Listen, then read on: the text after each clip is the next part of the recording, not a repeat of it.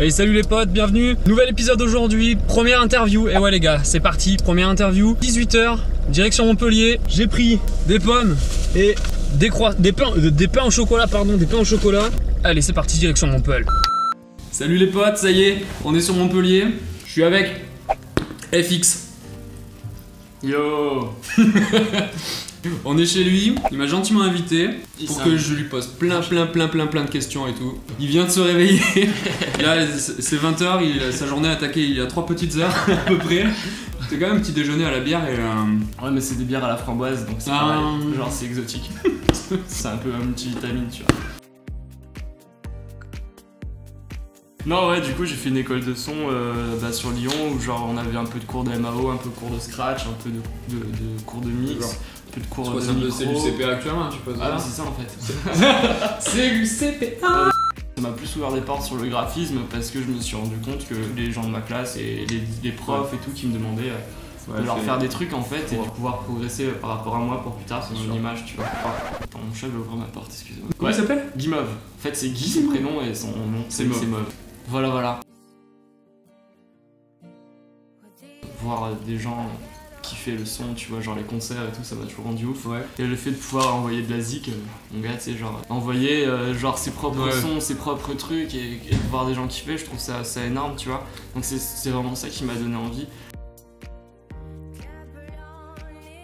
À 14 ans, ça fait bientôt 10 ans que j'avais genre 600 € sur mon compte et je dis à ma mère, maman, lâche-moi les sous, je me suis acheté des CD J100, tu vois. Et sur là, j'ai commencé à mixer, ça ressemble à rien, tu vois. Ça tournait à l'époque autour de digitalisme, des trucs quand même, du Red Hot et tout, tu sais, je mélangeais ça. Mais genre, j'avais pas encore cette notion de tempo, tu vois. Ça. Je te dis, putain, mais ça s'enchaîne pas, sa mère. Et genre, je pétais tout, tu vois. Quand j'avais 14 ans, mais en fait avant je produisais vachement de hip-hop, du sampling, parce que bon je kiffais ça, genre mélanger des samples et tout, je connaissais pas trop le fait d'avoir des synthés et tout, c'était un peu galère, tu vois, genre pour moi c'était du chinois, et puis bon après autour de mes 18 ans, bon maintenant tu vas te mettre à faire 3-4 heures par jour que de ça, il faut que tu gères les synthés, il faut que tu gères faire des leads. Genre j'ai Worak et tout qui me tanne avec ça parce que le fait qu'ils me disent ouais mec c'est pas mal, franchement on a bien kiffé, ça te donne de la confiance, tu vois, genre à ce niveau là, parce que moi ce qui me fait le plus peur c'est genre c'est d'avoir de la confiance en soi et d'oser jouer ces morceaux, tu vois. Je vais comparer le mixage et le mastering avec un mec comme Ento, comme Worak ou comme Liborato.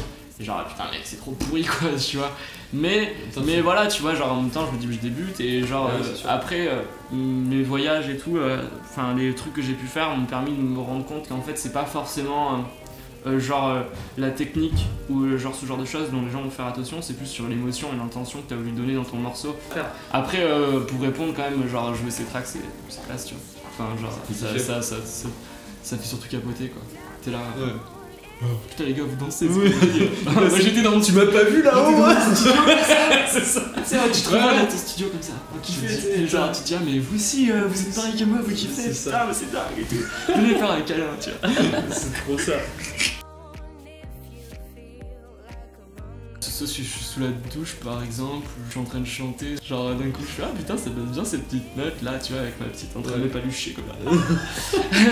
Non sérieux c'est soit comme ça ou en général mes thèmes c'est des pays, donc je pense à un pays ou un continent, d'abord le continent, après genre le pays qui me touche, dont j'ai envie de parler. Genre après ça, une fois que j'ai posé cette idée dans ma tête, genre je vais essayer de poser genre l'idée d'une image que je vais essayer de répondre au plus parfait, tu vois, du style, je sais pas, je vais m'imaginer dans une barque à Venise, tu vois, et genre, d'un coup, genre, je sais pas, genre, je vais m'imaginer un mec, je sais pas, qui me parle ou quoi, et genre, du coup, je vais mettre une petite parole ou un mec qui met un bruit de flaguet. Ouais, c'est vrai que t'as beaucoup, dans tes morceaux, quand t'écoutes, t'as vraiment une ambiance genre sonore, t'as l'impression que ça se passe dans la rue, ouais, t'as vraiment que ça se passe à l'extérieur, genre tu vis que... Non, mais je pense que c'est mon côté graphiste, tu vois, qui fait que genre par exemple quand on va me dire mec il faut que tu fasses je sais pas une soirée pour tel truc ou quoi, et il faut que genre du coup je vais penser à plein d'éléments et je vais faire un brainstorming tu vois, de tout. Par exemple ça va être une soirée nana, je pense à du rouge à lèvres, je pense à du parfum, et du coup sur mon visu je vais penser à tout ça et je vais peut-être essayer d'insérer des parfums dans une forme de bouche, des conneries comme ça, et du coup au fur et à mesure je pense que ça a déteint sur ma musique et je fais pareil sur la musique tu vois. Pour moi, sortir un album, c'est vraiment genre la consécration quoi, tu vois. Enfin, c'est vraiment genre l'aboutissement d'un travail de plusieurs années qui te représente, tu vois. Et pour moi, je suis encore un artiste qui est en train de se chercher et en train de se découvrir, tu vois, et sortir un album. Bah, je trouve ça super prétentieux. Après, genre, je respecte les mecs qui le font, qui ont la maturité pour le faire. Moi, j'ai pas du tout cette maturité là encore, je le sens pas, tu vois. Enfin, je trouve qu'il y a plein de gens qui font un EP, c'est un peu pour se dire ouais ça y est, j'essaie de mettre un pied, tu vois, genre salut j'arrive. Mais genre voilà un peu ce que je fais, tu vois. Ouais, je trouve que c'est un peu comme ça un EP. Ouais, moi genre mes EP je les vois plus comme des pays, comme je t'ai dit. Genre faire un EP genre sur un pays. Après t'en fais une EP sur un autre pays, tu vois, et genre vraiment tu peux montrer genre une différence musicale, tu vois, et genre des thèmes en fait. Et après ton album c'est genre comme un sujet, ouais, c'est un projet, mais c'est exactement ça, c'est comme des projets, genre. Mais genre, je sais pas, c'est secret, tu vois. Mais genre ouais, vraiment j'aimerais bien faire des albums sur des continents, je trouve que ça serait vraiment charmé, j'ai déjà pensé. Genre du coup ouais, genre moi je le vois pas comme une présentation, je le vois plus comme un petit univers que t'as essayé de créer et qui se respecte, tu vois. Ouais. Genre t'as des autres artistes qui viennent se greffer à ton projet et qui ramènent leur petite patte et qui ramènent leur petite vision du monde, tu vois. Après, chacun sa vision et je respecte. J'ai bien, franchement mon meilleur souvenir c'est le Positif Festival que j'ai fait l'an dernier avec Disclosure et tout. J'ai trop kiffé parce que c'était vraiment la première fois où je faisais une scène assez costaud, genre 10-12 000 personnes pour les artistes. Bon, les 3/4 des gens qui étaient là, je pense pas qu'ils me connaissaient parce que bon, quand t'as des artistes que Disclosure et tout, tu viens voir ces artistes là, tu viens pas voir moi, tu vois, enfin je le comprends et c'est normal. Et du coup je me suis dit bon bah mec, il va falloir que tu déchires tout pour que les gens se rappellent de toi et tout. Et genre c'était vraiment la première fois que ça me faisait ça, tu vois. Genre je mixais et genre d'un coup je me gratte la tête et tout, limite les gens ils se grattaient la tête. Non mais les gars, j'avais juste un pouls, tu vois. Un petit pouls. Le jour où mon ordi s'est éteint et que j'étais comme un connard, bon bah t'es fixé à toi dans 30 secondes et d'un coup t'as l'ordi qui fait boum. Là, ouais bah gros là je peux pas jouer quoi, du coup tu te sens un peu comme un con. Jacques Dutronc, les cactus. Quand dans la ville, il y a des cactus. D'un coup, j'ai pas besoin de folie, je me dis, allez, genre, c'était de la grosse séquence et tout.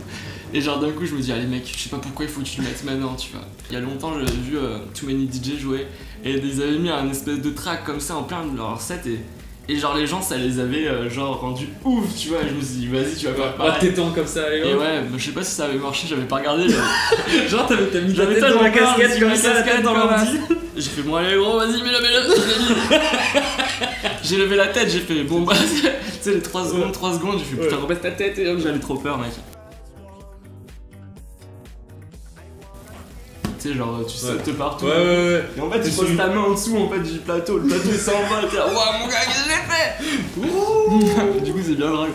Ouais, c'est bien drôle, Mais c'est marrant parce qu'avant, genre, quand genre, le son est coupé, genre j'avais trop honte, j'avais trop peur, tu vois. Maintenant, quand le son est coupé, ben genre, je fais une vieille gueule de con, tu vois.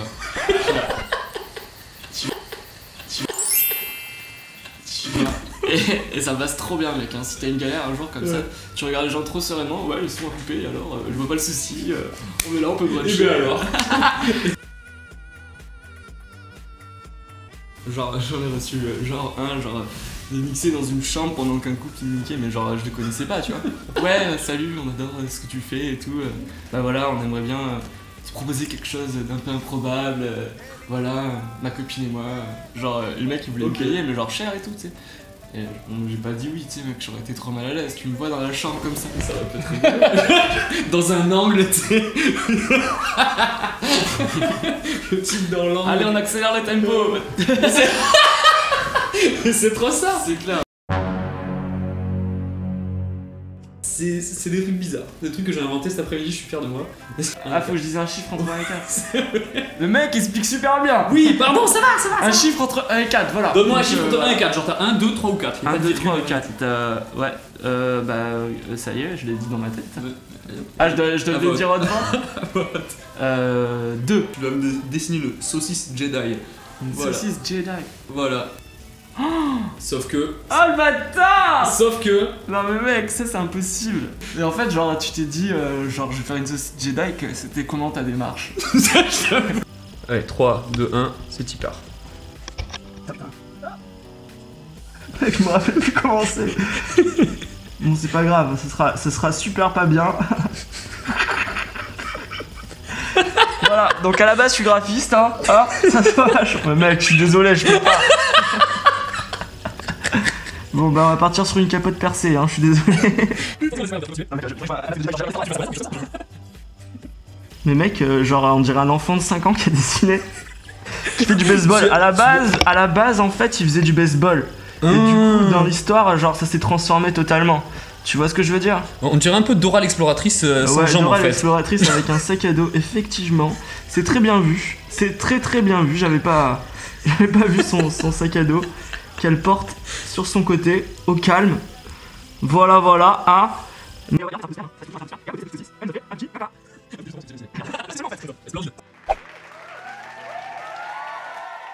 J'ai une maladie aujourd'hui. Aujourd'hui, je suis un peu gêné. Non, en fait, il a le masque, c'est pas lui en fait. Genre, je sais pas. En fait, j'ai même mis mon masque. Je vois pas, putain. Oh merde!